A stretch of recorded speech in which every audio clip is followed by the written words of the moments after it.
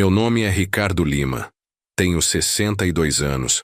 Sou contador aposentado e moro aqui em Ribeirão Preto, no interior de São Paulo.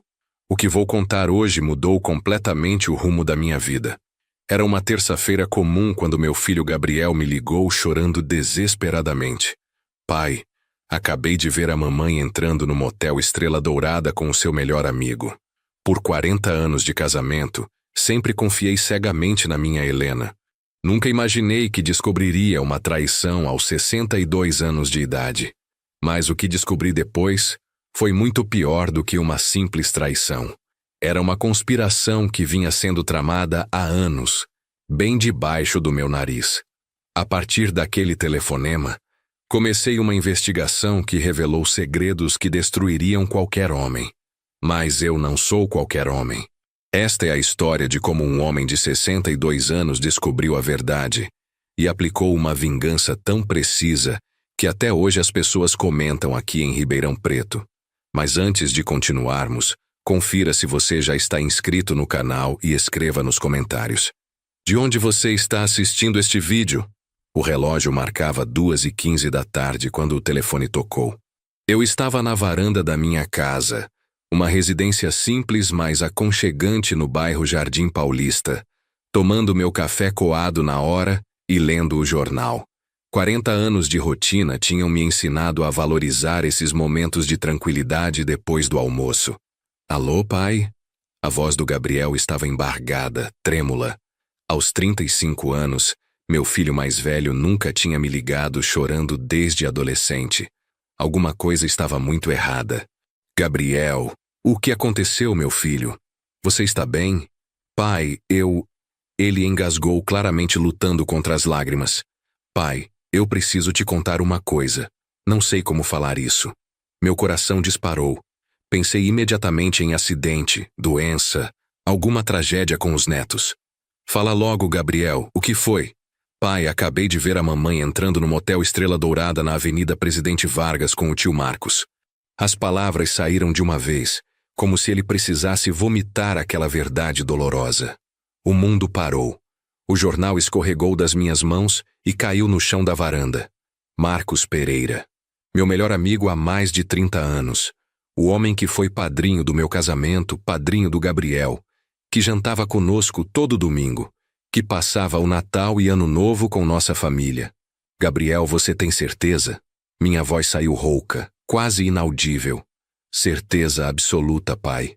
Eu estava voltando da reunião na construtora quando vi o carro da mamãe. Segui de longe achando estranho ela estar naquela região. Vi quando ela estacionou e desceu. 2 minutos depois chegou o tio Marcos no carro dele. Eles se cumprimentaram rapidamente e entraram juntos no motel. Senti como se tivessem arrancado o chão debaixo dos meus pés. Helena, minha Helena. 60 anos de idade, 40 de casamento, mãe dos meus 2 filhos, avó dos meus 4 netos. A mulher que eu amava desde os 20 anos, que conheci numa festa junina aqui em Ribeirão Preto, que construiu comigo tudo o que tínhamos. Pai, você está aí? A voz do Gabriel me trouxe de volta à realidade. Estou, filho. Estou tentando processar isso. Respirei fundo, tentando organizar os pensamentos. Que horas foram? Agora há pouco. São 2h10 da tarde. Eu fiquei parado ali por uns 15 minutos tentando entender. Pensei em entrar lá, fazer um escândalo, mas aí lembrei de você. Achei melhor te avisar primeiro. 40 anos de casamento. Eu conhecia cada gesto da Helena, cada expressão, cada maneirismo. Nos últimos meses, ela andava diferente. Mais arrumada, mais preocupada com a aparência. Dizia que eram os cursos de artesanato que estava fazendo no centro da cidade. Quarta e sexta-feira, religiosamente. Gabriel, onde você está agora?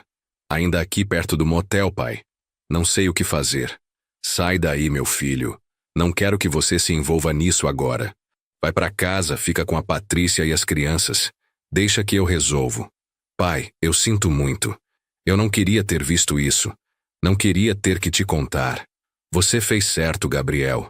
Eu precisava saber. Minha voz estava mais firme agora. O choque inicial estava dando lugar a uma sensação estranha. Uma mistura de raiva, tristeza E, surpreendentemente, uma sede de saber a verdade completa. Agora vai para casa. Não fala nada disso com ninguém ainda, nem com seu irmão. Deixa comigo. Desliguei o telefone e fiquei ali sentado, olhando para o quintal que Helena cuidava com tanto carinho. As roseiras que ela plantou, a horta de temperos, o pé de jabuticaba onde os netos brincavam nos finais de semana. Tudo parecia falso agora. Uma mentira bonita construída sobre uma base podre. Marcos Pereira. Como pôde? O homem que chorou no meu ombro quando perdeu a esposa para o câncer há 5 anos. Que eu consolei, levei para beber, ajudei a superar a viuvez. O homem que disse que nossa família era a família dele também. Levantei da cadeira e comecei a caminhar pela casa. Cada canto trazia uma lembrança, e agora todas elas estavam contaminadas pela suspeita. Na sala, o sofá onde Marcos se sentava todos os domingos para assistir futebol. Na cozinha, a mesa onde ele ajudava a Helena a preparar o almoço enquanto eu ficava na churrasqueira. Marcos sempre elogiava demais a comida da Helena. Ricardo, você tem sorte demais. Mulher que cozinha assim é tesouro. E ela sempre sorria, meio sem graça, dizendo que ele exagerava. Agora eu me perguntava, eram apenas elogios inocentes ou havia algo mais por trás daqueles olhares? Fui até o quarto e abri o guarda-roupa da Helena. Lá estava a roupa íntima nova que ela tinha comprado mês passado. Na época, achei estranho ela gastando dinheiro com lingerie fina aos 60 anos. Mas ela disse que toda mulher merecia se sentir bonita. Ingênuo de mim, pensei que era para mim. O celular tocou novamente. Era Marcos. Ricardo, tudo bem, meu amigo? Pensei em passar aí mais tarde. Que tal uma cervejinha? A cara de pau do homem me deixou sem palavras por alguns segundos. Ali estava ele, provavelmente acabando de sair do motel com minha esposa, me ligando como se nada tivesse acontecido. Marcos, hoje não vai dar. Estou meio indisposto. Problema de saúde? Quer que eu leve você no médico? A preocupação na voz dele parecia genuína. Ou ele era um grande ator, ou realmente se importava comigo. Isso tornava tudo ainda mais doloroso. Não, é só cansaço. Talvez amanhã. Tá bom, amigo. Qualquer coisa, liga para mim. Você sabe que pode contar comigo sempre, né? Sempre. A palavra ecoou na minha cabeça depois que desliguei. Sempre, exceto quando se tratava da minha esposa. Às 3 da tarde, Helena chegou em casa. Ouvi o carro na garagem e forcei-me a agir normalmente. Ela entrou pela cozinha como sempre fazia, carregando uma sacola. Oi, amor, como foi seu dia? Ela me deu um beijo no rosto, o mesmo beijo de sempre. Mas agora eu prestava atenção em detalhes que antes passavam despercebidos. Ela estava mais corada que o normal. O cabelo meio desarrumado apesar de ter saído arrumada de manhã. Tranquilo. E o seu artesanato? Ah, foi ótimo. A professora ensinou uma técnica nova de macramê. Olha o que comprei na loja do centro. Ela mostrou alguns rolos de barbante colorido. Artesanato, macramê. As mentiras saíam da boca dela com uma naturalidade que me assustava. Quantas vezes ela tinha mentido para mim nos últimos meses? Quantos encontros como aquele já tinham acontecido? Helena, posso te fazer uma pergunta? Claro, amor. O que foi? Você está feliz comigo? Com nosso casamento? Ela me olhou surpresa. Depois veio até onde eu estava e segurou minha mão. Ricardo, que pergunta é essa? Claro que estou feliz.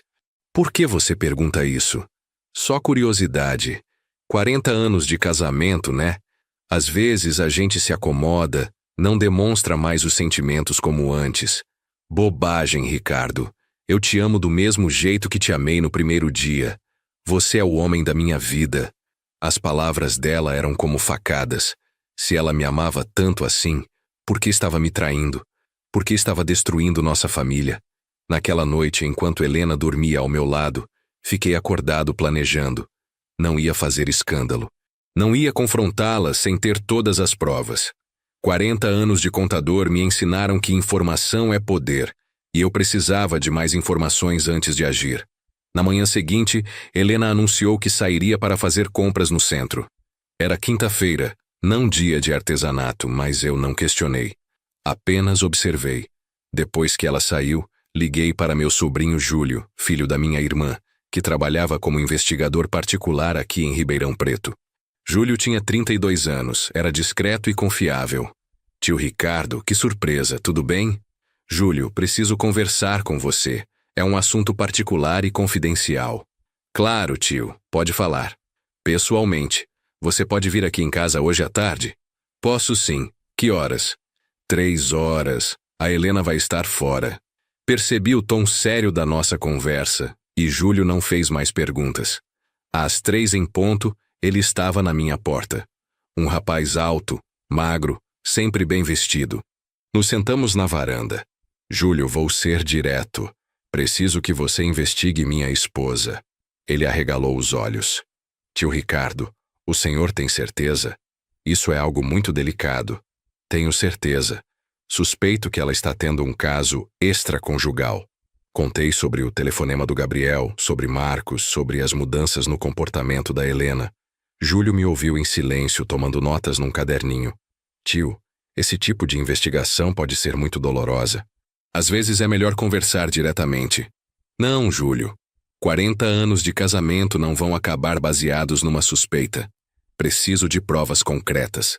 Preciso saber a extensão real do que está acontecendo. Está bem, vou precisar de algumas informações. Rotina dela, lugares que frequenta, horários. E também vou precisar fotografar os documentos do carro dela para rastreamento, se necessário. Passamos 1 hora organizando todos os detalhes. Júlio seria discreto, profissional. Me daria um relatório completo em 1 semana. Uma coisa, tio. O senhor está preparado para o que pode descobrir? Não sei, Júlio. Mas preciso saber a verdade. Nos dias seguintes, comecei a prestar atenção em cada detalhe do comportamento da Helena. Era como se tivesse descoberto um lado dela que nunca tinha notado antes. Ela mentia com uma facilidade impressionante. Sexta-feira, dia de artesanato. Ela saiu às 9 da manhã, dizendo que voltaria às 4 da tarde. Às 11 passei de propósito em frente ao local onde ela dizia fazer o curso. Não havia nenhum curso de artesanato funcionando ali. Era um consultório odontológico. Voltei para casa com o coração acelerado. Se ela estava mentindo sobre o curso, provavelmente estava mentindo sobre tudo. Quantos encontros com Marcos já tinham acontecido naquele horário? Quantas vezes eu fiquei em casa como um idiota enquanto minha esposa estava com meu melhor amigo? À tarde, quando Helena chegou, ela estava radiante. Cabelos arrumados, maquiagem retocada, um brilho nos olhos que eu não via há anos. Como foi o curso, amor? Maravilhoso! Hoje aprendemos a fazer tapetes de crochê. Olha só! Ela mostrou um pedaço de tecido que claramente tinha comprado pronto em alguma loja. A mentira era tão descarada que quase ri. Mas o que mais me impressionava era a naturalidade dela. 40 anos casada comigo e eu nunca tinha percebido que ela era uma mentirosa tão habilidosa. Helena, você parece diferente. Mais bonita, mais animada. Será? Acho que são os exercícios que estou fazendo. Me sinto mais disposta. Exercícios. Mais uma mentira. A única atividade física que Helena fazia era cuidar da casa e do jardim. Domingo chegou, e com ele, a tradicional visita do Marcos. Ele apareceu às 11 da manhã, trazendo pães frescos da padaria, como sempre fazia. Cumprimentou Helena com um beijo no rosto, me cumprimentou com um abraço apertado. E aí, meu amigo? Melhor do que na quinta.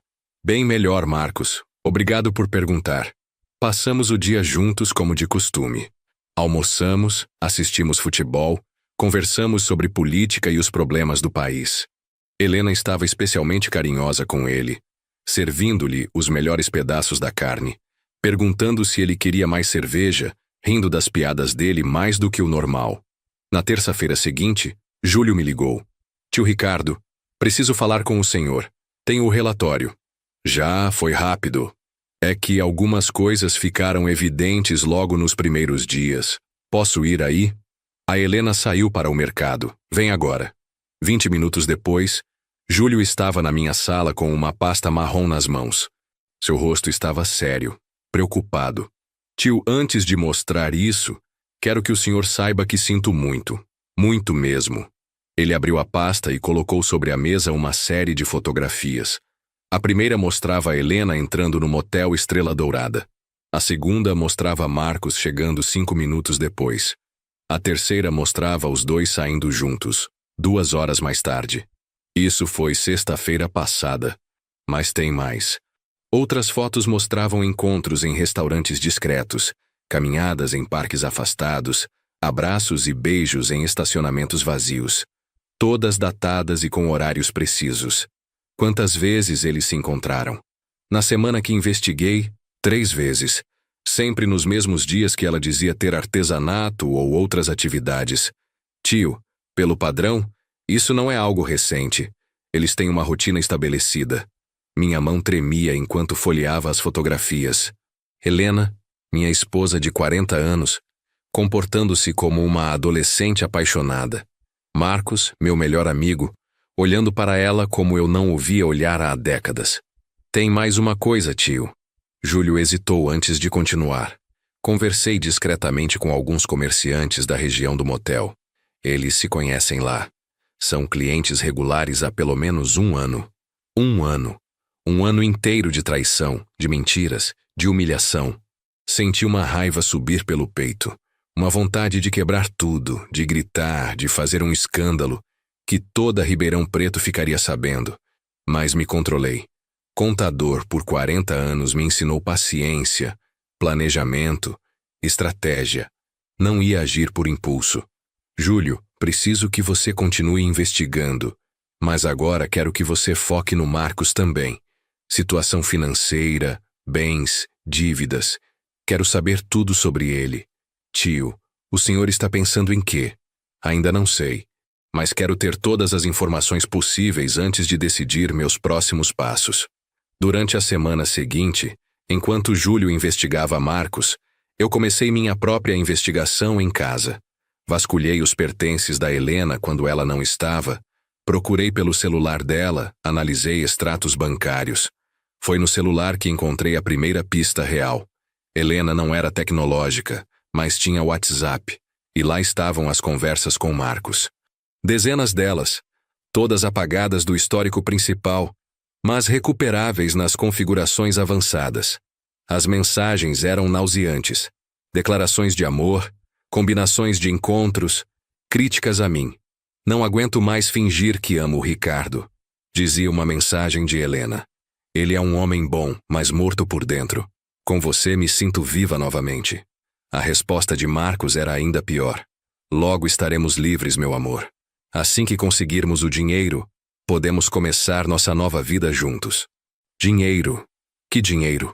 Continuei lendo e descobri que eles estavam planejando não apenas fugir juntos, mas me deixar sem nada. Helena tinha acesso às nossas contas conjuntas, aos investimentos, à documentação da casa. Marcos conhecia todos os nossos bens porque, como melhor amigo, eu havia compartilhado com ele nossos planos financeiros várias vezes. Na próxima semana vou conseguir as informações da conta poupança que ele não me mostrou, dizia uma mensagem recente de Helena. Tenho certeza de que ele está escondendo dinheiro. Conta poupança que eu estava escondendo. Era minha reserva de emergência. 200 mil reais que juntei em 40 anos de trabalho, guardados numa agência diferente exatamente para ter um dinheiro que ninguém soubesse. Nem mesmo Helena. O plano deles era diabólico e bem elaborado. Pelas mensagens, descobri que eles pretendiam esvaziar todas as nossas contas, vender meus investimentos e desaparecer. Helena pediria divórcio alegando incompatibilidade. Ficaria com metade dos bens por direito. Mas, na verdade, levaria muito mais, porque conseguiria acesso ao dinheiro que eu pensava estar escondido. Marcos, por sua vez, venderia a casa dele e juntaria o dinheiro com o que roubassem de mim. O destino seria Florianópolis, onde ele tinha um primo que poderia ajudá-los a recomeçar. Em 2 meses estaremos livres, dizia a última mensagem de Marcos. 40 anos aguentando a amizade falsa com aquele homem chato valeram a pena. Agora vamos ser ricos e felizes. Amizade falsa. 40 anos de amizade falsa. O homem que eu considerei irmão, que ajudei em todos os momentos difíceis, que estava na minha mesa todo domingo, nunca sentiu nada verdadeiro por mim. Era tudo uma grande encenação. Júlio voltou no dia seguinte com o relatório sobre Marcos. A situação dele era pior do que imaginei. Estava cheio de dívidas, devia dinheiro para agiotas, tinha perdido muito dinheiro em apostas online, estava desesperado financeiramente. Tio, o Marcos deve mais de 100 mil reais, está sendo ameaçado, precisa de dinheiro urgentemente ou pode até correr risco de vida. Agora tudo fazia sentido. Marcos não estava apaixonado pela Helena. Estava usando ela para ter acesso ao nosso dinheiro e resolver seus problemas financeiros. E Helena, coitada, pensava que estava vivendo um grande amor quando, na verdade, era apenas uma ferramenta na mão de um homem desesperado. Isso não diminuía a traição dela, mas explicava muita coisa. Marcos sempre foi charmoso, convincente. 5 anos viúvo, sozinho, com problemas financeiros que escondia de todos. Helena, aos 60 anos, se sentindo menos atraente, menos desejada, foi presa fácil para as manipulações dele. Mas isso não significava que eu ia perdoar ou deixar barato. Pelo contrário, agora que sabia de tudo, podia planejar minha revanche com calma e precisão. Passei o final de semana inteiro elaborando meu plano. Não queria apenas me vingar da traição. Queria que eles pagassem pela conspiração, pela tentativa de me deixar sem nada depois de 40 anos de trabalho honesto. Na segunda-feira, procurei meu advogado, Dr. Silvério, um homem de 65 anos que cuidava dos meus assuntos há mais de 15 anos. Ricardo, sinto muito por essa situação. Deve estar sendo muito difícil. Está, doutor. Mas agora preciso proteger meus bens e planejar meus próximos passos. Passamos 3 horas organizando tudo. Transferi todo o dinheiro das contas conjuntas para contas individuais. Retirei Helena como procuradora dos meus investimentos. Mudei todas as senhas bancárias. Em questão de horas, ela perdeu acesso a qualquer valor significativo. Depois fui ao cartório e registrei nossa separação de bens. Como tínhamos casado em regime de comunhão parcial, ela teria direito a metade do que adquirimos durante o casamento, mas nada do que era meu antes ou dos investimentos que fiz individualmente. O passo seguinte foi preparar as evidências. Júlio me entregou todas as fotos, relatórios e gravações que tinha feito. Organizei tudo em pastas separadas: traição, conspiração financeira e conversas do WhatsApp. Mas o mais importante, descobri que Marcos não sabia que eu sabia. Pelas mensagens, ele continuava confiante de que estava enganando o amigo idiota, como se referia a mim nas conversas com Helena. Era hora de usar isso a meu favor. Quarta-feira à noite, liguei para Marcos. Marcos, meu amigo, preciso conversar com você sobre uma coisa importante. Claro, Ricardo, o que foi? É melhor pessoalmente. Você pode vir aqui amanhã à tarde? A Helena vai estar fora. Posso sim. Aconteceu alguma coisa? Na verdade, aconteceu algo bom. Lembra daquela oportunidade de investimento que você mencionou mês passado? Acho que chegou a hora de apostar alto.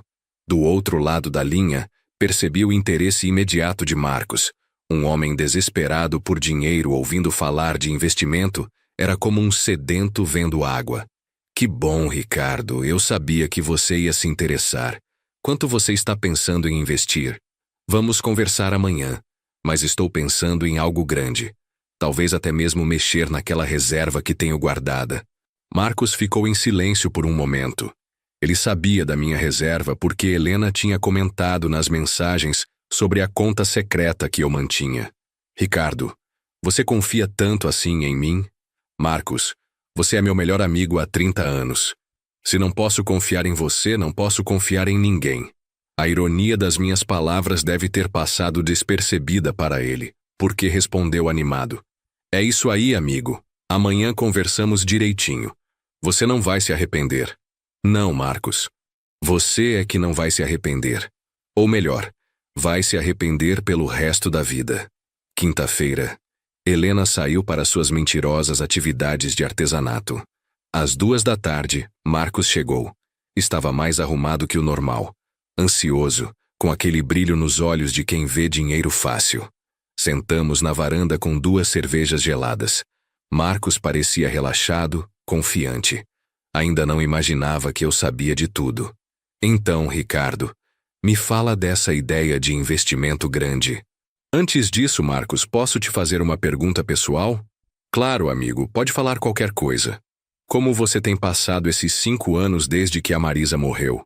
Sozinho, sem família próxima? Deve ser difícil. O rosto dele ficou sério por um momento. É difícil sim, Ricardo. Às vezes me sinto muito solitário. A casa vazia, ninguém para conversar no final do dia. Você nunca pensou em procurar outra companhia? Uma mulher? Ah, às vezes penso. Mas sabe como é, Ricardo? Na nossa idade não é fácil encontrar alguém compatível. As mulheres da nossa geração já estão casadas há décadas ou são viúvas com filhos complicados. Entendo. Fiz uma pausa, como se estivesse pensando. Sabe, Marcos, às vezes tenho medo de que a Helena se canse de mim. 40 anos de casamento, a rotina, a idade chegando. Que bobagem, Ricardo. A Helena te ama. Qualquer um pode ver isso. A cara de pau dele me impressionava. Ali estava ele, traindo nossa amizade há mais de 1 ano, falando sobre o amor da minha esposa por mim. Você acha? Às vezes tenho a impressão de que ela está diferente, mais distante, mais... não sei, como se estivesse pensando em outras coisas. Marcos ficou visivelmente desconfortável. Mexeu na cadeira, tomou um gole grande de cerveja. Ricardo, o que você quer dizer com isso? Nada específico. É só uma sensação. Você que nos visita sempre, nunca notou nada diferente nela?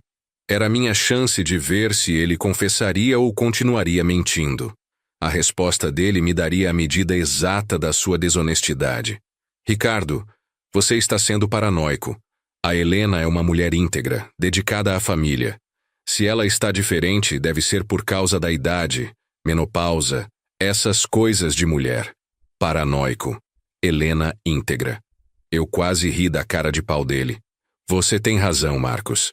Às vezes a gente fica imaginando coisa. Enfim, vamos ao que interessa. Esse investimento... Ah, sim. Olha, Ricardo, é uma oportunidade única.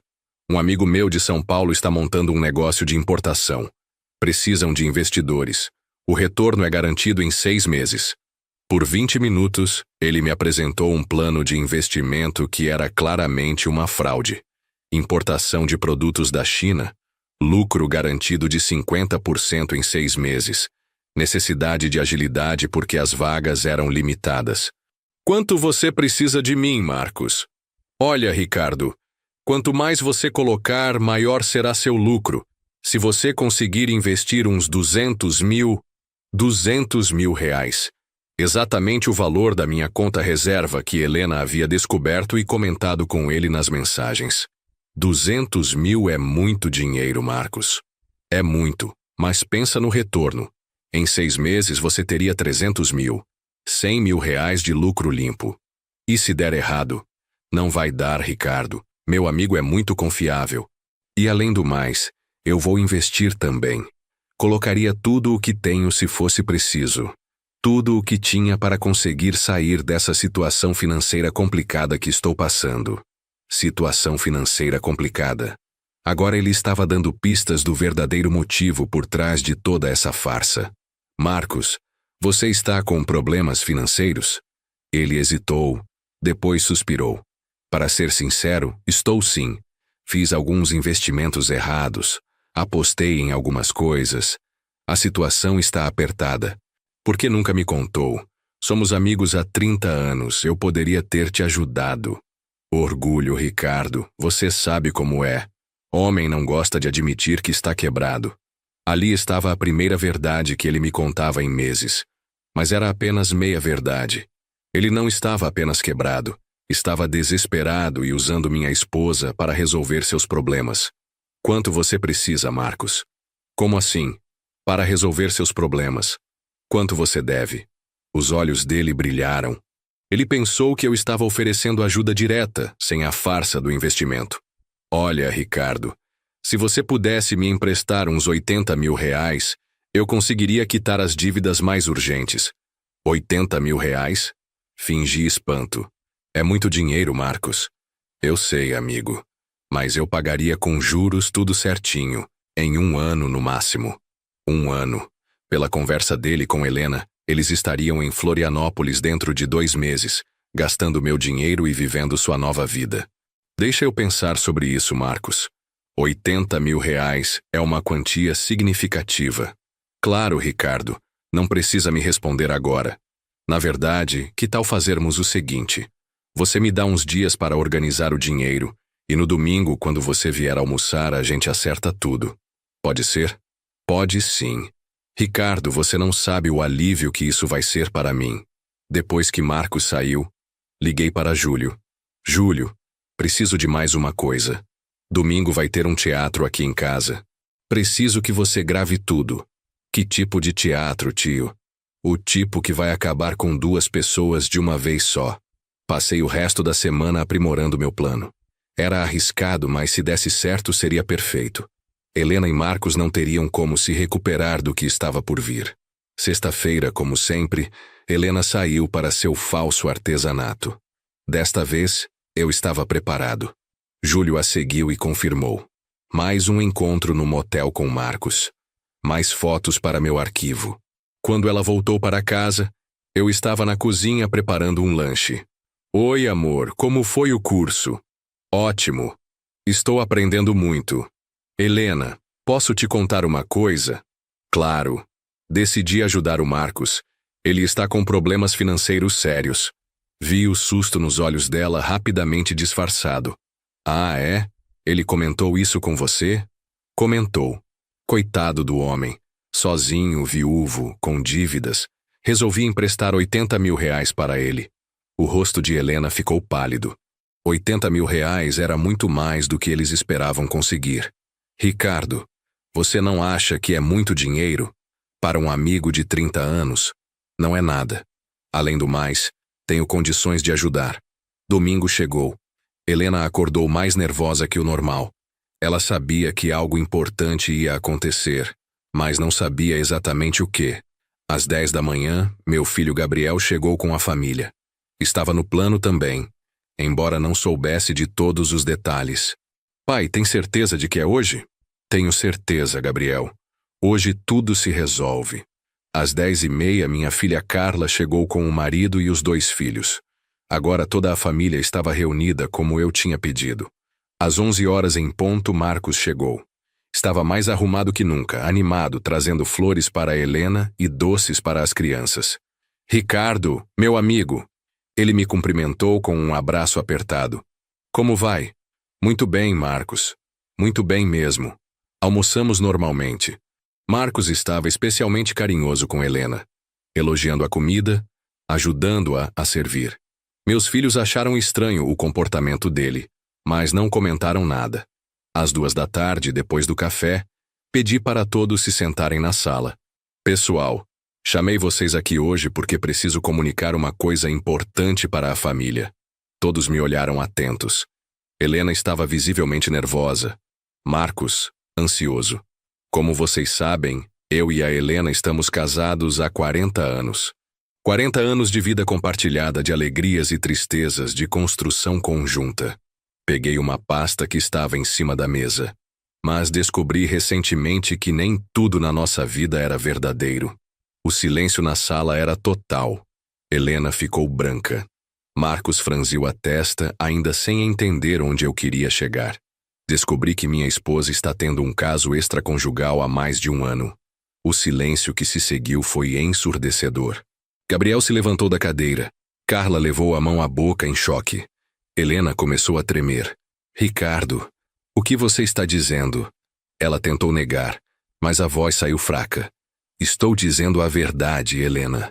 Abri a pasta e comecei a mostrar as fotografias. Estas fotos foram tiradas ao longo das últimas semanas.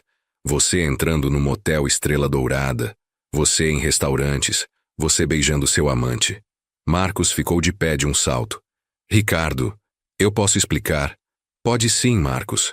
Pode explicar como meu melhor amigo de 30 anos está transando com minha esposa há mais de 1 ano.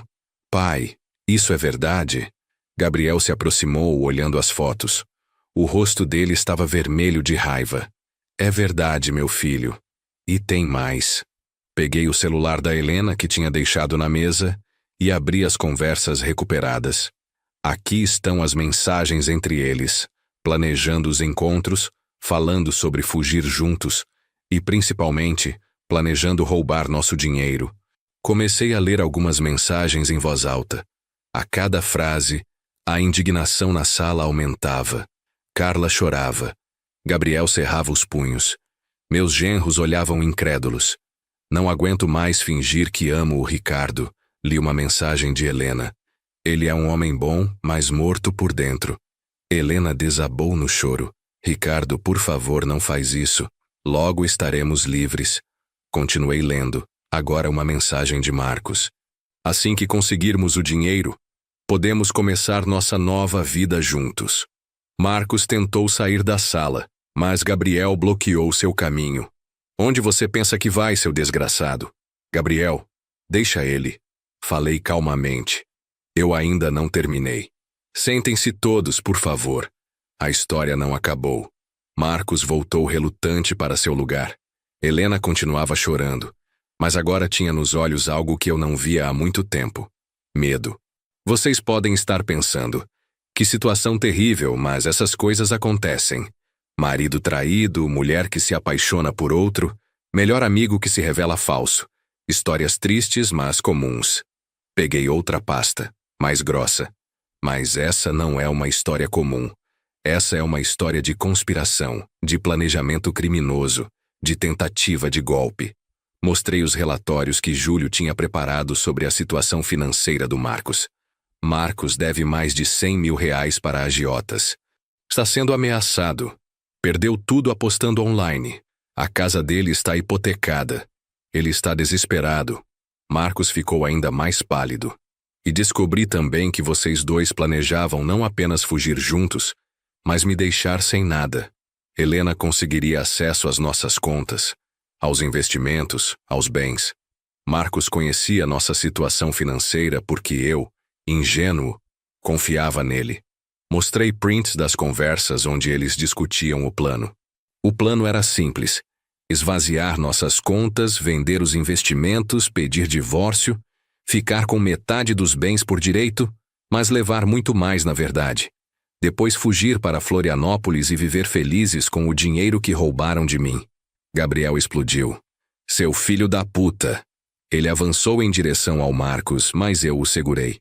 Calma, Gabriel. Ainda não terminei. Carla olhava para a mãe com uma expressão de nojo. Mãe, como a senhora pôde fazer isso? 40 anos de casamento. Helena tentou falar entre soluços. Carla, você não entende. Eu me senti sozinha, abandonada. Abandonada, gritei pela primeira vez. 40 anos trabalhando para você, construindo tudo para nossa família e você se sentiu abandonada? Mas vocês ainda não sabem a melhor parte da história. Continuei recuperando a calma. Peguei um envelope lacrado. Marcos, lembra que quinta-feira você me pediu 80 mil reais emprestados? Ele assentiu confuso. E lembra que eu disse que ia te ajudar? Lembra. Pois bem, eu preparei o dinheiro. Mostrei o envelope. 80 mil reais em dinheiro vivo. Os olhos dele brilharam por um segundo, antes de entender que havia algo errado. Só que esse dinheiro não é para você, Marcos. É para os agiotas que estão te ameaçando. Tirei do envelope não dinheiro, mas papéis. São recibos de pagamento. Paguei todas as suas dívidas diretamente aos credores. 83 mil reais para ser exato. Marcos ficou de pé, desesperado. O que você fez, Ricardo? Salvei sua vida, Marcos. Os agiotas não vão mais te incomodar. Suas dívidas estão quitadas. Mas eu não pedi isso. Não, você não pediu. Você pediu o dinheiro emprestado para poder fugir com minha esposa. Mas eu decidi fazer diferente. Mostrei outros papéis. Em troca do pagamento das suas dívidas, você agora me deve 83 mil reais, com juros de 2% ao mês, como é normal entre amigos. E como garantia, sua casa está empenhada em meu nome. O rosto dele ficou cinza. Você não pode fazer isso. Posso sim, está tudo legal, registrado em cartório. Ou você me paga R$ 2.000 por mês pelos próximos 5 anos, ou eu executo a hipoteca e fico com sua casa. Gabriel começou a rir. Genial, pai. Genial. Mas eu ainda não tinha terminado. Helena, minha querida esposa traidora, também tem uma surpresa para você. Ela levantou os olhos vermelhos de tanto chorar. Como você sabe, tínhamos bens em comunhão parcial. Em caso de divórcio, você teria direito à metade. Peguei uma pasta final. Só que desde segunda-feira passada, todos os nossos bens foram transferidos para nome individual. A casa onde moramos há 20 anos, comprei sozinho antes do casamento. Agora está comprovado em cartório. Os investimentos, todos feitos com dinheiro que eu já tinha antes de nos casarmos. Helena me olhou sem entender. Em resumo, minha querida, em caso de divórcio, você vai sair desta casa com a roupa do corpo e mais nada. Isso é mentira. Ela se levantou. Eu tenho direitos. Tem sim. Direito a R$ 3.000 mensais de pensão alimentícia, que é o que a lei determina para mulheres da sua idade. R$ 3.000 para reconstruir sua vida aos 60 anos. Carla balançou a cabeça incrédula. Mãe, a senhora destruiu tudo. 40 anos de casamento por quê? Helena olhou para Marcos como se esperasse algum apoio, mas ele estava ocupado demais com seus próprios problemas. Marcos, ela chamou. Fala alguma coisa. Defende a gente. Marcos a olhou com uma expressão que eu nunca tinha visto antes. Era desprezo puro.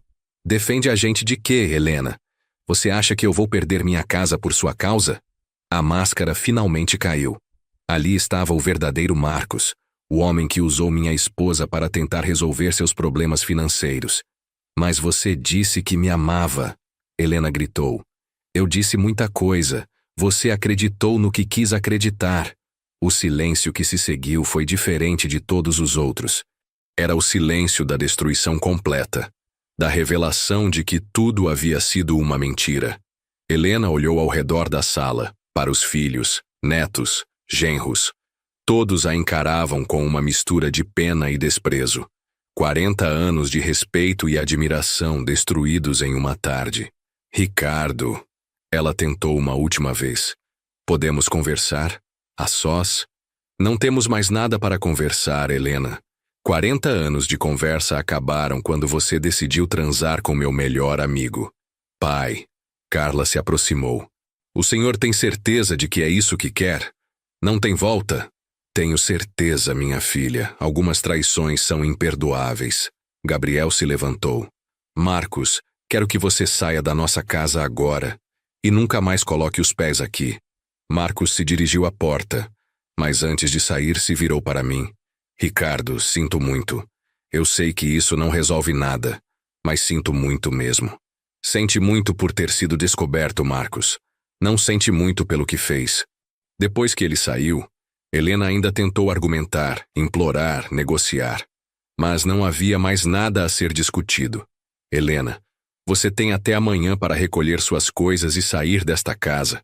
Os papéis do divórcio já estão prontos. E onde eu vou morar? Isso não é mais problema meu. Você deveria ter pensado nisso antes. Carla se aproximou da mãe. A senhora pode ficar alguns dias lá em casa até se organizar. Obrigada, filha. Mas não vai ser fácil, mãe. Jorge está furioso. Os meninos adoravam o avô Ricardo. Na manhã seguinte, Helena fez suas malas. 40 anos de vida compartilhada caberam em 2 malas grandes e algumas caixas. Era impressionante como uma vida inteira podia ser reduzida a tão pouco.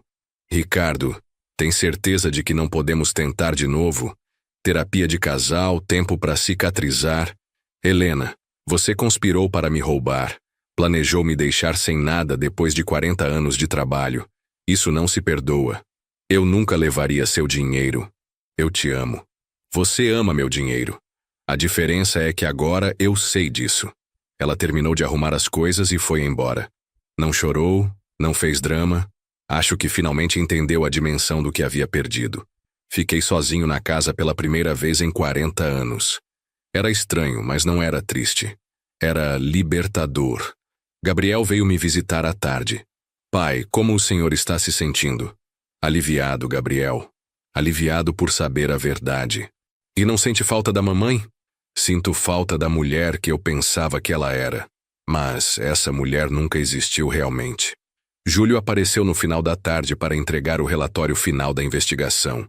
Tio, o senhor fez tudo certinho. Eles não têm como se recuperar disso. E o Marcos? Está desesperado. Tentou vender a casa, mas como está hipotecada para o senhor não consegue. Vai ter que pagar a dívida ou perder tudo. E a Helena? Está morando temporariamente com a Carla. Mas pelo que soube, a situação lá está tensa. 2 semanas depois, recebi uma ligação de Marcos. Ricardo, podemos conversar? Podemos. Você tem os R$ 2.000 do primeiro pagamento? Tenho. Posso levar aí? Pode. Marcos chegou no horário marcado. Estava mais magro, abatido, envelhecido. As consequências de suas ações estavam cobrando seu preço. Aqui está o dinheiro. Ele me entregou um envelope. Conferi. R$ 2.000 certinhos. Marcos, posso te fazer uma pergunta? Pode. Por que você fez isso? 30 anos de amizade verdadeira da minha parte. Por quê? Ele ficou em silêncio por um longo tempo antes de responder. Desespero, Ricardo. Quando você está desesperado, faz coisas que nunca imaginaria fazer. E a Helena? Você realmente sentia algo por ela ou foi só interesse? No começo foi interesse mesmo. Precisava de dinheiro e vocês tinham. Mas depois eu me confundi. Comecei a sentir algo real por ela. E agora? Agora sei que cometi o maior erro da minha vida. Perdi meu melhor amigo, machuquei uma família inteira e ainda estou pagando financeiramente por isso. Era a primeira vez que ele falava com sinceridade desde que tudo começou. Marcos, quero que você entenda uma coisa. Eu poderia ter feito você ser preso por tentativa de estelionato.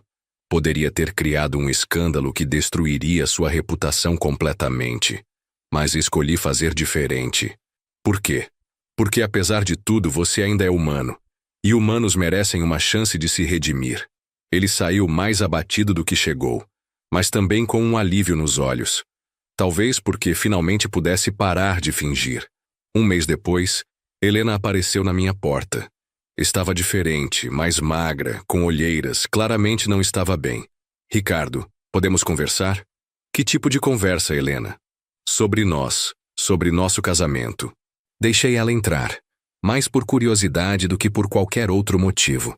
Helena, não temos mais casamento. Os papéis do divórcio já foram assinados. Mas podemos tentar de novo. Casar novamente, reconstruir. Com que base, Helena? Confiança. Você destruiu toda a confiança que existia entre nós. Eu cometi um erro, Ricardo. Um erro terrível. Mas 40 anos de vida em comum devem valer alguma coisa. Sentei à mesa com ela. Era a mesma mesa onde tomávamos café todas as manhãs, onde os netos faziam lição de casa nos finais de semana, onde planejamos tantas coisas ao longo dos anos. Helena, você não cometeu um erro. Você fez escolhas conscientes durante mais de 1 ano.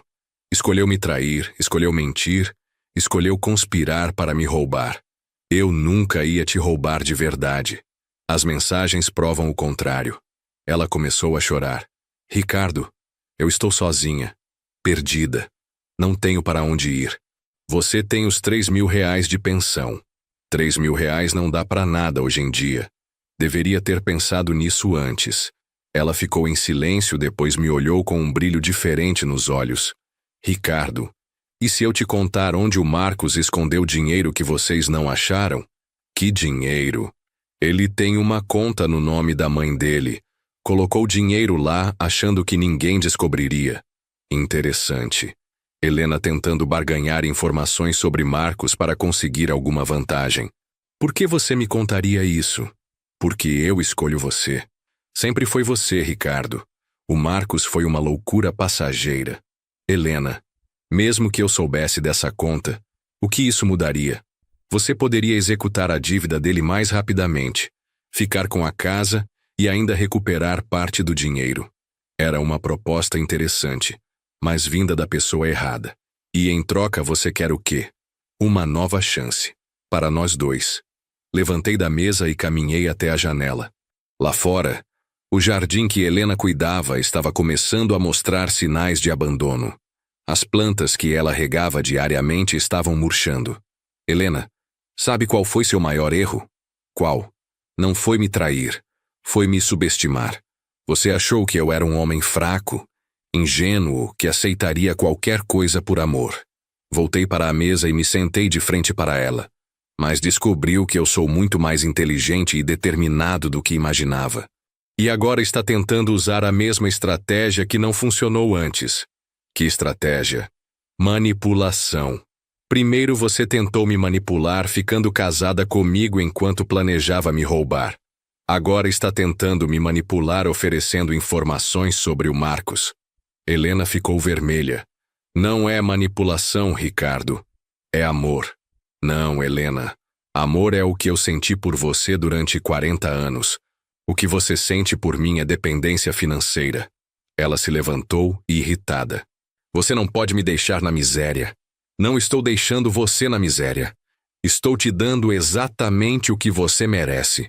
A possibilidade de reconstruir sua vida com seus próprios meios. Com R$3.000. Helena, milhões de brasileiros vivem com menos que isso. Você vai aprender. Mesmo irritada, Helena não desistiu. Ricardo, sobre aquela conta do Marcos, não quer nem saber os detalhes? A verdade é que eu queria saber. Não por vingança, mas porque queria ter certeza de que ele não estava escondendo bens para se livrar da dívida comigo. Que tipo de informação você tem? Ele tem R$60.000 numa conta no nome da mãe dele, Dona Conceição. A velhinha nem sabe. Ele colocou o dinheiro lá há meses atrás. Isso explicava como Marcos conseguia pagar as prestações da dívida comigo. Ele não estava apertado financeiramente como fingia estar. Como você sabe disso? Ele me contou quando ainda planejávamos fugir juntos. Disse que era nosso dinheiro para recomeçar. R$60.000. Uma quantia significativa que Marcos estava escondendo para não ter que usá-la para pagar suas dívidas. Helena, mesmo que essa informação seja verdadeira, não muda nada entre nós. Mas te ajuda a recuperar seu dinheiro mais rápido. Pode ajudar, mas não vou barganhar nossa relação por informações financeiras. Ela percebeu que não estava conseguindo me convencer. Ricardo, então não existe nenhuma possibilidade de voltarmos? Nenhuma. Nem se eu provar que mudei. Helena, mudança é algo que se demonstra com atitudes ao longo do tempo, não com palavras numa conversa desesperada. Ela ficou em silêncio por um longo tempo. Depois se levantou. Então é isso. 40 anos jogados fora.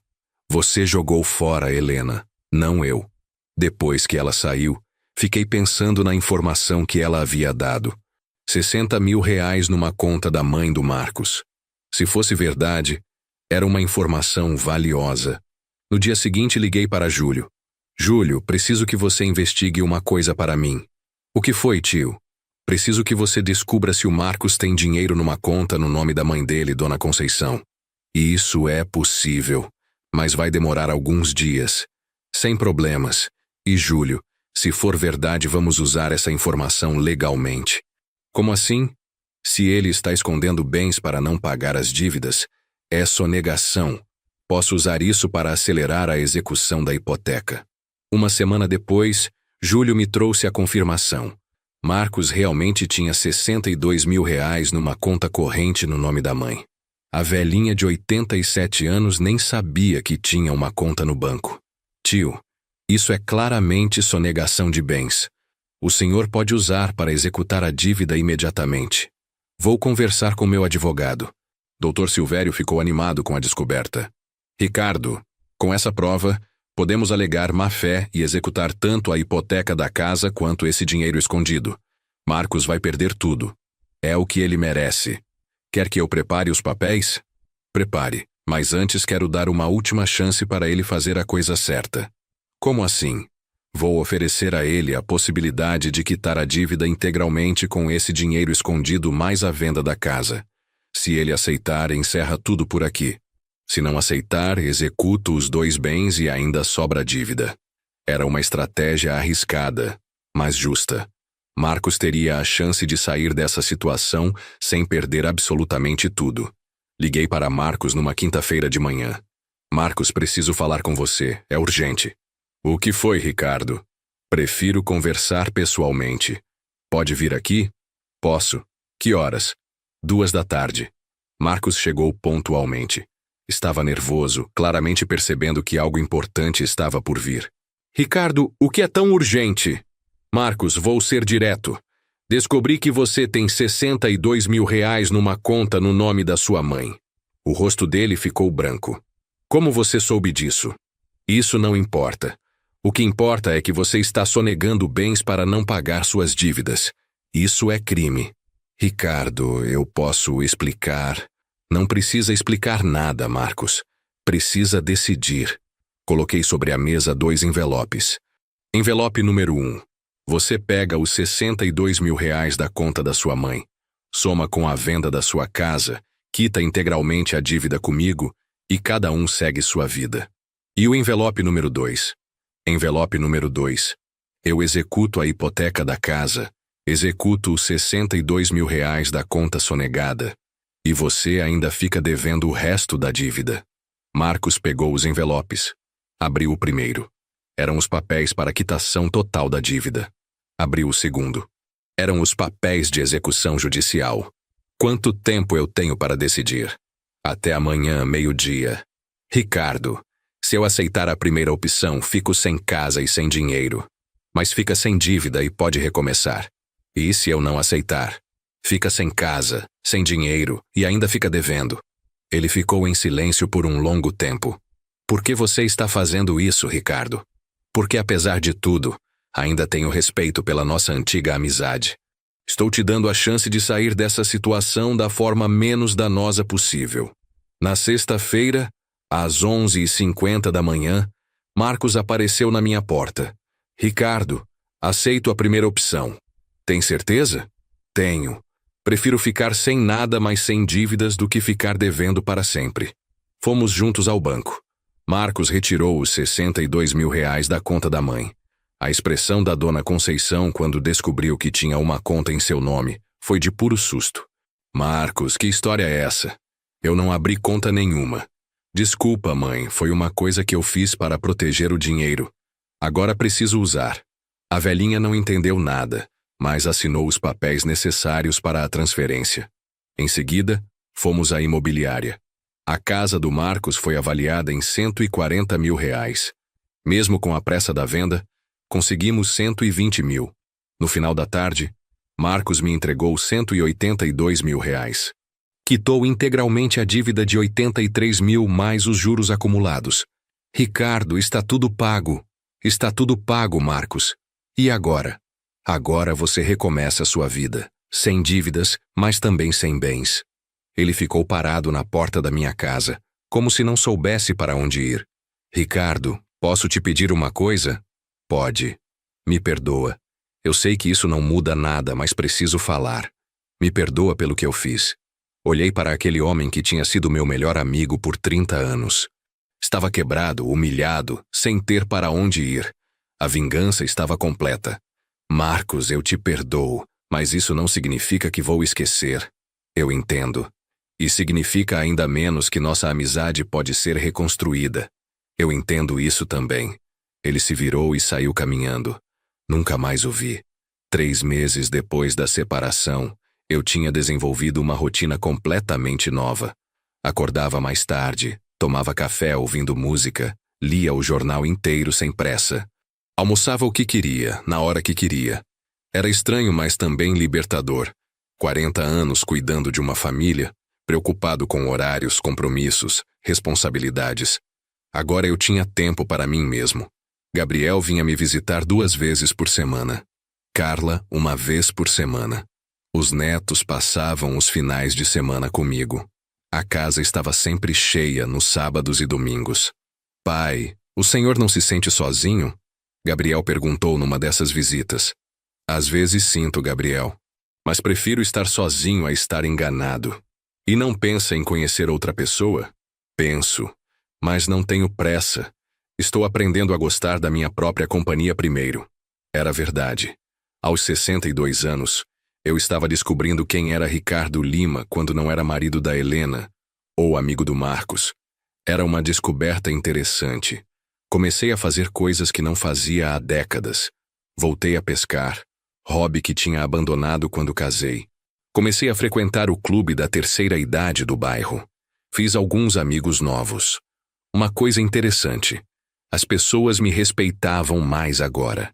A história da minha vingança tinha se espalhado pela cidade e muitos homens vinham conversar comigo, pedindo conselhos sobre relacionamentos. Seu Ricardo, como o senhor descobriu que estava sendo traído?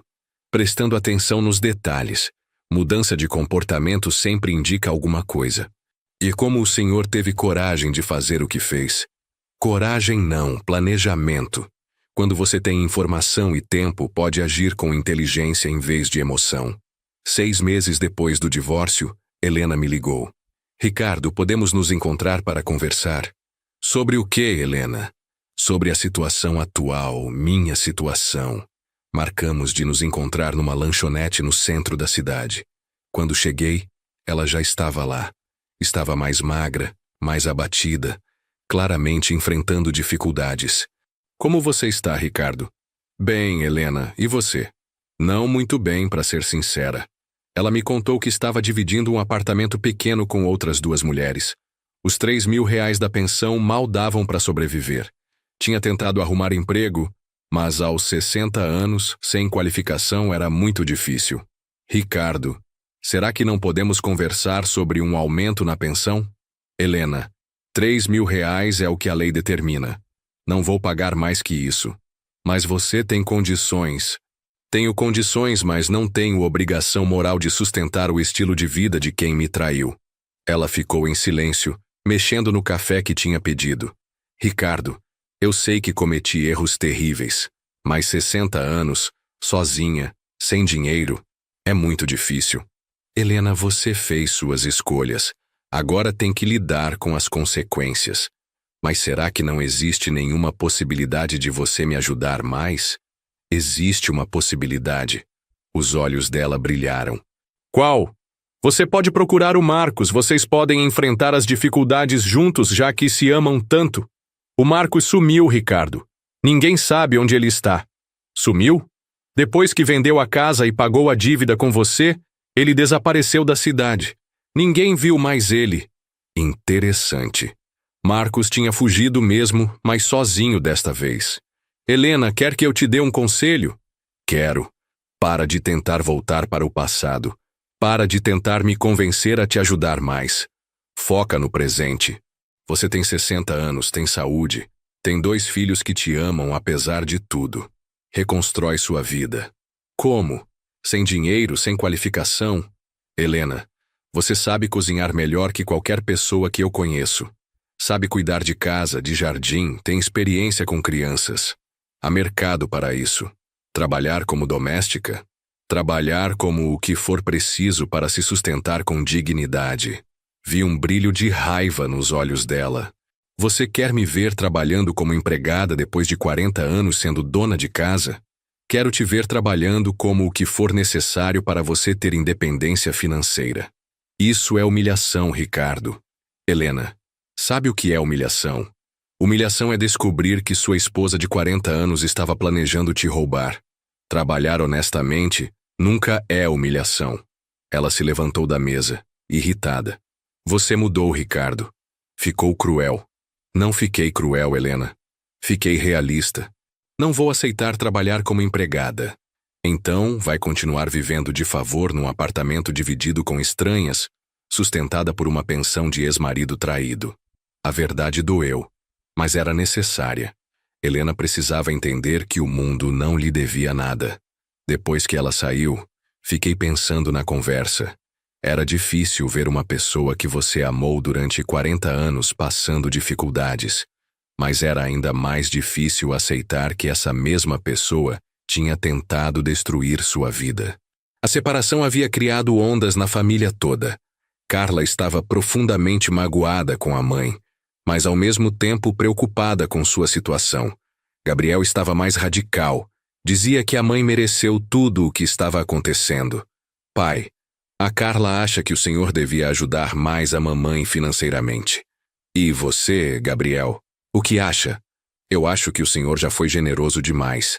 R$ 3.000 é mais do que ela merece. Seu irmão está sendo radical, Gabriel.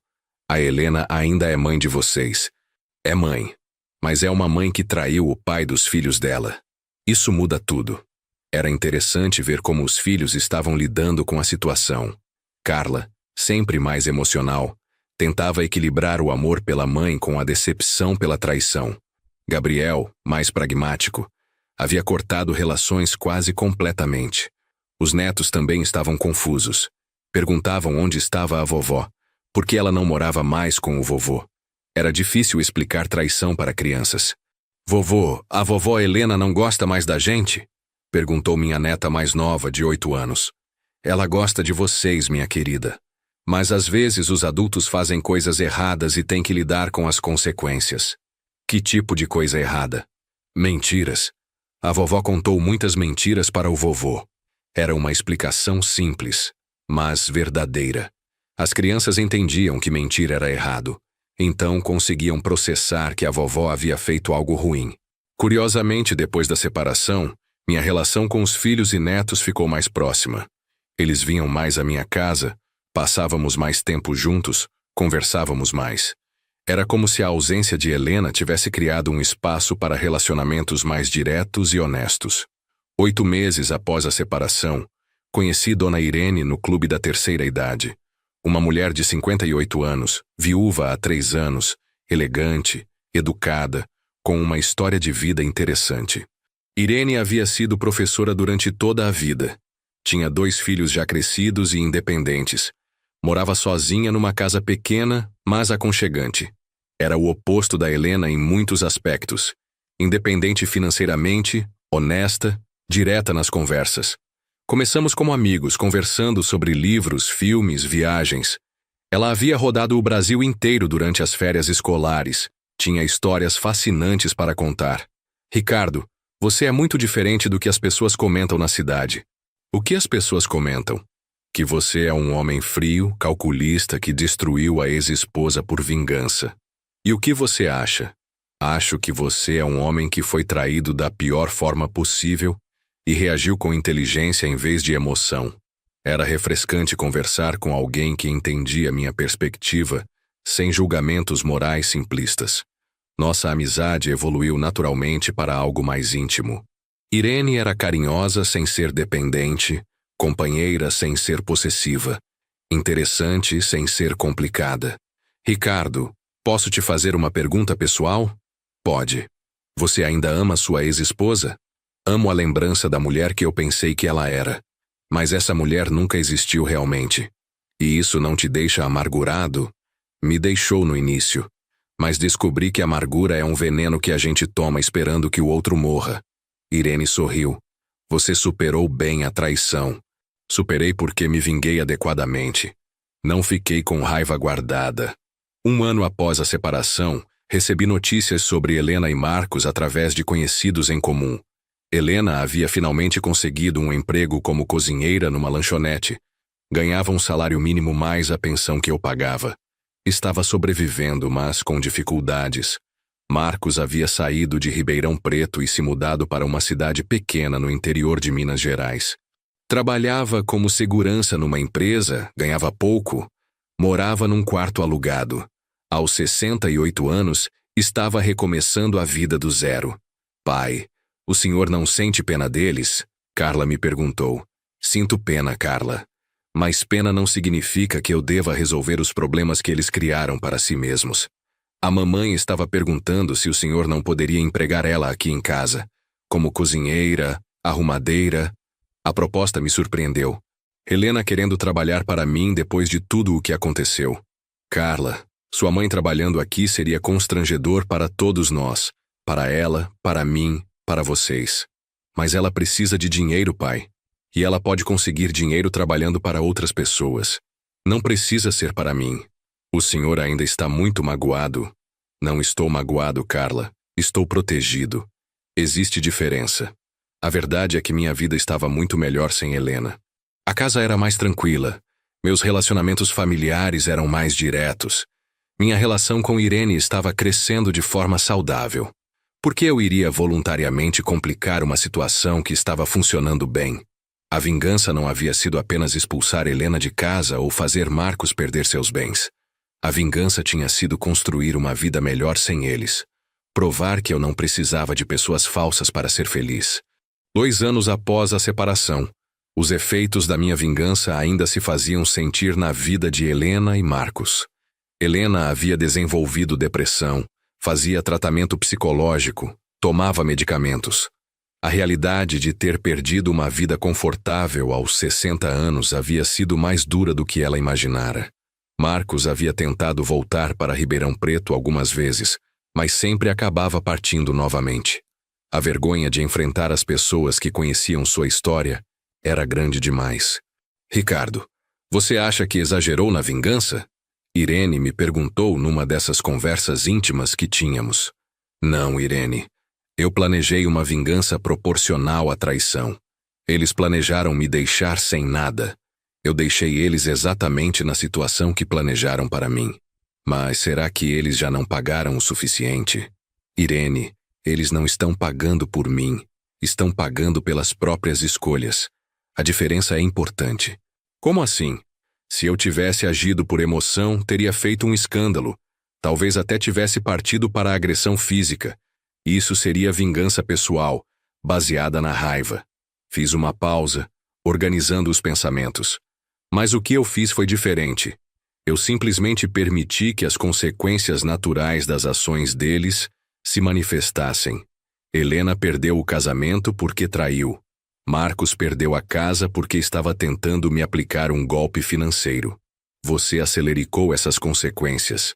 Acelerou, mas não criei consequências artificiais. Simplesmente revelei a verdade e protegi meu patrimônio. Era uma distinção importante para mim. Eu não havia sido cruel por crueldade. Havia sido estratégico para me proteger e para dar uma lição que ficasse clara para todos os envolvidos. Gabriel trouxe os filhos para passar o final de semana comigo, como fazia regularmente. Durante o almoço, meu neto mais velho, de 15 anos, me fez uma pergunta que me surpreendeu. Vô Ricardo, o senhor não se arrepende de ter expulsado a avó Helena de casa? Por que essa pergunta, Gustavo? Porque na escola, alguns colegas dizem que o senhor foi muito duro com ela. Gabriel fez menção de repreender o filho, mas eu fiz um sinal para ele deixar o menino falar. O que mais seus colegas dizem, Gustavo? Que o senhor devia ter perdoado ela, que casamento é para o que der e vier. E o que você pensa sobre isso? O menino ficou em silêncio por um momento, pensando na resposta. Eu penso que a avó Helena fez uma coisa muito feia. Mentiu para o senhor durante muito tempo. Mas também penso que é triste ela estar sozinha agora. Era uma resposta madura para um adolescente de 15 anos. Gustavo, posso te contar uma coisa que aprendi na vida? Pode, vô. Perdoar não significa aceitar ser enganado para sempre. Às vezes a coisa mais sábia que podemos fazer é perdoar uma pessoa, mas manter distância dela. O senhor perdoou a avó Helena? Perdoei. Mas perdoar não significa que eu vou confiar nela novamente ou voltar a viver com ela. E se ela pedisse desculpas de verdade? Gustavo, sua avó já pediu desculpas várias vezes. Mas pedir desculpas é fácil. Reconquistar confiança é difícil e demora anos. Gabriel sorriu, orgulhoso da conversa que estava presenciando. Pai, o senhor está ensinando para ele uma lição que vale para a vida toda. Que lição, papai? Perguntou o menino. A lição de que nossas ações têm consequências, filho. E que essas consequências não desaparecem só porque pedimos desculpas. Minha relação com Irene havia evoluído para algo sério e estável. Ela passava alguns finais de semana em minha casa, eu passava outros na casa dela. Viajávamos juntos, compartilhávamos amigos, tínhamos uma vida social ativa. Ricardo, você já pensou em casar novamente? A pergunta me pegou de surpresa. Estávamos na varanda da minha casa num domingo à tarde, tomando café e lendo. Já pensei, Irene. E você? Também já pensei. Mas tenho receios. Que tipo de receios? Receio de que você ainda não tenha superado completamente a traição da Helena. Era uma preocupação legítima. Muitos homens carregam as mágoas do casamento anterior para o relacionamento seguinte. Irene, posso te garantir uma coisa. Eu superei a Helena porque me vinguei adequadamente. Não tenho raiva guardada, não tenho ressentimentos pendentes. Como você pode ter tanta certeza? Porque se eu encontrasse a Helena na rua hoje, conseguiria cumprimentá-la normalmente. Talvez até perguntar como ela está. Seria capaz de desejar que ela ficasse bem? Seria, desde que longe de mim. Irene riu. Você é um homem complexo, Ricardo. Por que complexo? Porque você é capaz de perdoar e se vingar ao mesmo tempo. É capaz de ser generoso e implacável. É capaz de amar profundamente e se proteger completamente. Isso é ruim? Não, é fascinante. É o que me atrai em você. 3 meses depois, Irene e eu decidimos morar juntos. Não casamos oficialmente, mas construímos uma vida conjunta baseada em honestidade, respeito mútuo e independência financeira. Ela manteve sua casa, eu mantive a minha. Ficávamos 3 dias na casa dela, 3 dias na minha. 1 dia cada um na própria casa. Era um arranjo moderno que funcionava perfeitamente para nós. 3 anos após a separação, encontrei Helena por acaso no supermercado. Ela estava na fila do caixa comprando itens básicos. Arroz, feijão, frango. Estava mais magra, com cabelos grisalhos, roupas simples, mas limpas. Quando me viu, ficou visivelmente constrangida. Oi, Ricardo. Oi, Helena, como você está? Bem, trabalhando, me virando. Que bom. Ficamos alguns segundos em silêncio. Era estranho conversar civilizadamente com alguém que havia sido minha esposa por 40 anos. Ricardo, você parece bem. Mais jovem até. Estou bem mesmo, Helena. E você? Como está a situação de trabalho? Consegui um emprego melhor. Cozinheira num restaurante pequeno. O dono gostou do meu tempero. Fico feliz por você. E era verdade. Eu realmente ficava feliz em saber que ela estava conseguindo se sustentar honestamente. Ricardo, posso te perguntar uma coisa? Pode. Você me odeia? A pergunta me surpreendeu pela sinceridade. Não, Helena. Eu não te odeio. Então por que nunca aceita conversar sobre voltarmos? Porque não odiar não significa querer voltar. São coisas diferentes. Ela assentiu tristemente. Eu entendo. Helena, posso te dar um conselho? Pode. Para de olhar para trás. Foca no presente. Você tem 63 anos. Tem saúde, está trabalhando. Pode construir uma nova vida. É difícil começar do zero nesta idade. É difícil, mas não é impossível. Você é mais forte do que imagina. Naquela noite contei para Irene sobre o encontro com Helena. Como você se sentiu vendo ela? Senti pena, mas também senti paz. Paz? Sim. Paz de saber que tomei as decisões certas. Se eu tivesse perdoado na época, se tivesse tentado reconstruir o casamento, provavelmente estaria vivendo numa mentira até hoje. Você nunca se pergunta e se? E se o quê? E se você tivesse tentado reconquistar ela? E se tivesse lutado pelo casamento? Irene, não se luta por um casamento sozinho. E eu descobri que estava sozinho naquele casamento há muito tempo. Fez uma pausa, organizando os pensamentos. Além do mais, se eu tivesse perdoado na época, Helena teria aprendido que podia me trair sem consequências reais. Provavelmente repetiria o comportamento. E agora ela aprendeu a lição. Aprendeu que ações têm consequências. Se isso mudou o caráter dela, ou apenas a obrigou a ser mais cuidadosa, não sei. Mas não é mais meu problema. Era verdade. Durante 40 anos, os problemas da Helena eram meus problemas também. Agora ela tinha que resolver suas próprias questões. Ricardo, você acha que sua vingança funcionou? Funcionou perfeitamente, Irene. Como você define sucesso numa vingança? Sucesso numa vingança é quando você consegue seguir em frente sem carregar raiva ou ressentimento. É quando as pessoas que te machucaram enfrentam consequências proporcionais ao que fizeram. E é quando sua vida fica melhor do que era antes. Olhei pela janela, vendo as luzes da cidade se acenderem no final da tarde. Minha vida hoje é infinitamente melhor do que era há 3 anos. Tenho uma companheira que me respeita, relacionamentos familiares mais honestos, paz de espírito e segurança financeira. e Helena e Marcos estão enfrentando as consequências das escolhas que fizeram, nem mais, nem menos do que merecem. Hoje, 5 anos após descobrir a traição, posso dizer que minha vingança foi um sucesso completo. Não apenas porque Helena e Marcos pagaram pelo que fizeram, mas principalmente porque eu consegui reconstruir minha vida de forma melhor e mais autêntica. Helena continua trabalhando como cozinheira, mora sozinha num apartamento pequeno, mantém contato limitado com os filhos. Nunca mais tentou se relacionar seriamente com ninguém. Aos 65 anos, parece ter aceito que sua vida será simples e solitária. Marcos nunca voltou para Ribeirão Preto. Soube por terceiros que se casou com uma mulher mais velha no interior de Minas, uma viúva que tinha uma pequena pensão. É um casamento de conveniência de ambos os lados. Eu e Irene nos casamos no civil ano passado. Foi uma cerimônia simples, só família próxima. Meus filhos adoraram a madrasta. Meus netos a consideram vovó. Construímos uma vida tranquila, baseada em companheirismo e respeito mútuo. A diferença entre meu primeiro casamento e este segundo relacionamento é gritante. Com Helena, eu sempre sentia que estava dando mais do que recebia. Com Irene, existe equilíbrio. Nenhum de nós é dependente do outro, mas escolhemos estar juntos. Ricardo, Irene me disse outro dia, você ensinou uma coisa importante para mim. O que foi? Que amor não é sinônimo de submissão.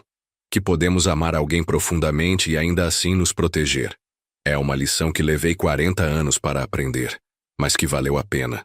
Às vezes, quando estou na varanda da minha casa, tomando café com Irene ao meu lado, olhando o jardim que agora ela cuida com tanto carinho, penso em como a vida pode mudar drasticamente. Há 5 anos, eu era um homem traído, humilhado, prestes a ser roubado pela própria esposa. Hoje sou um homem respeitado, com uma nova família que me ama de verdade, financeiramente seguro e emocionalmente em paz. A vingança não foi apenas punir quem me traiu. A vingança foi provar que eu podia viver melhor sem pessoas falsas ao meu lado. E se você está me ouvindo e passou por algo parecido, lembre-se. Às vezes, a melhor vingança é simplesmente viver bem. Mas às vezes, quando a traição é muito grande, é preciso ser mais ativo na aplicação das consequências. O importante é nunca agir por emoção. Planeje, execute com inteligência e siga em frente sem olhar para trás. Essa foi minha história. Uma história de traição, vingança e reconstrução. Uma história que prova que nunca é tarde para começar de novo, desde que você tenha coragem de enfrentar a verdade e agir de acordo com ela. Se essa história tocou seu coração, deixe um like para alegrar este velho de 67 anos. Se inscreva no canal para não perder minhas próximas histórias. E me conta nos comentários, de onde você está assistindo e já passou por alguma situação parecida? Um forte abraço e até a próxima história.